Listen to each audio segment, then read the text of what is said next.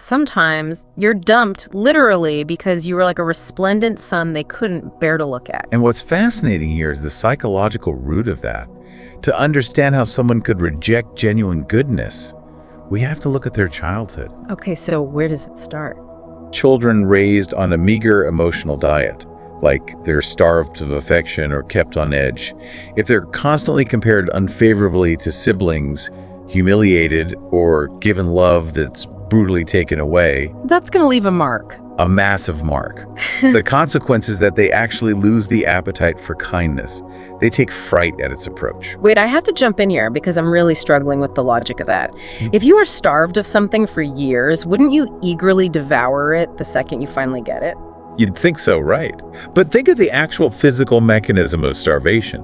If someone has subsisted on crumbs for years, you can't just force them to sit down and eat a rich 5-course meal. Oh, wow. Their body physically rejects it. Exactly. They would get violently ill. And the exact same mechanism happens in the nervous system. When your baseline for love is chaos, a sudden influx of stability triggers severe cognitive dissonance. So in the same way, sympathetic words and gentle manners make an emotionally starved person feel completely nauseated. Precisely. Fast forward to adulthood. When genuine love finally arrives, someone who calls on time, makes them lunch, repeats that they won't leave. Who sits with them through their pain. Right. They register that a theoretically positive thing is happening, but they experience it through a pane of glass. Instead of joy, the love feels cloying, hot, uncomfortable. Because it feels fundamentally unearned. Exactly. They feel they've been given a gift they absolutely do not deserve. Here's where it gets really interesting, though. If they feel suffocated, why wouldn't they just articulate that? Why not say, hey, I resent your kindness? Because that realization is buried way below the surface. It's beyond language. They can't put a finger on the discomfort, so they flee. And they predictably head towards someone who loves them less steadily.